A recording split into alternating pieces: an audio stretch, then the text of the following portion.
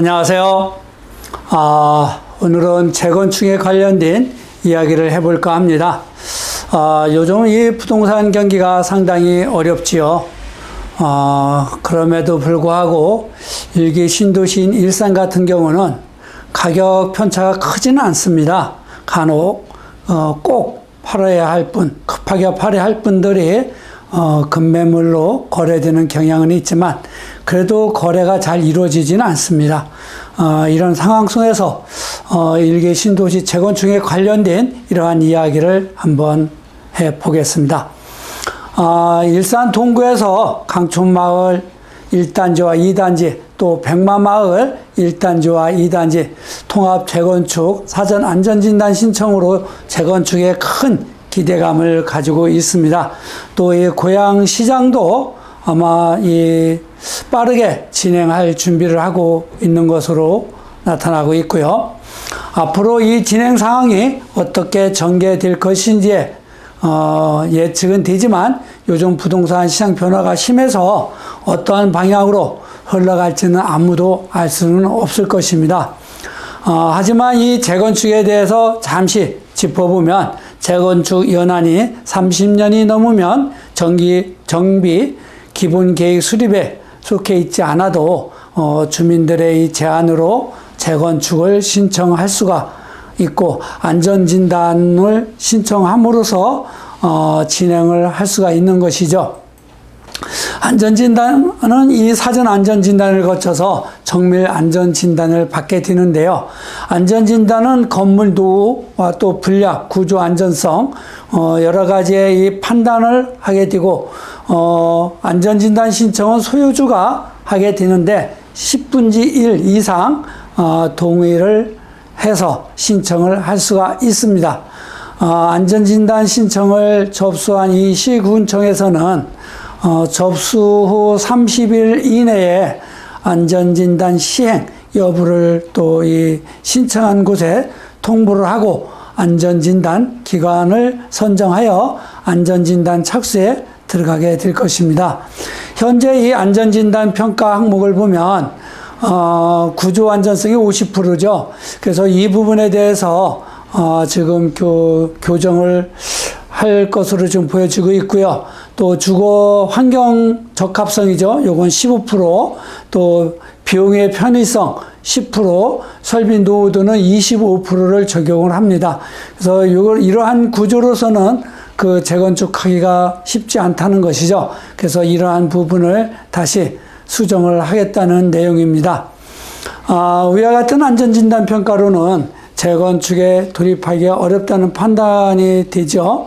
그래서 이번 정부에서 재건축 안전진단 평가 가중치를 바꾸어서 재건축 진입 문턱을 낮춘다는 것입니다.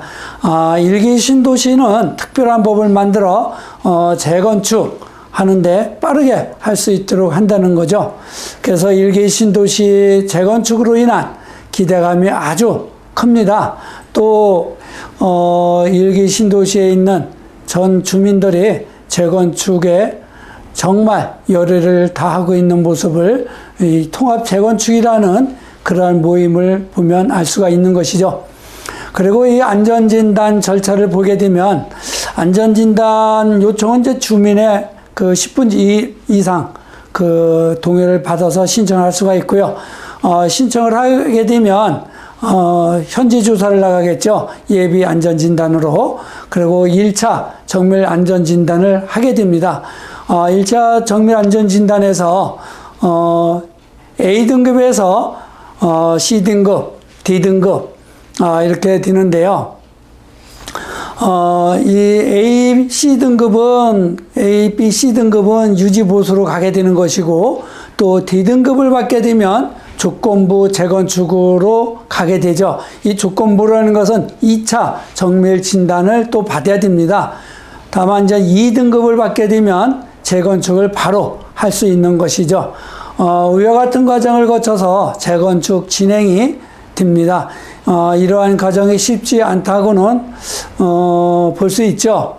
그렇지만 이제 이 특별법으로 인한 일선 아파트가 재건축에 돌입하기 위해서는 많은 시간도 필요할 것입니다. 하지만 일기 신도시는 이 특별법으로 만들어지면 빠르게 진행이 될 것입니다. 근래에 또 고양시장도 빠르게 재건축을 하겠다는 의지를 지금 밝히고 있는 것으로 나타나고 있고요.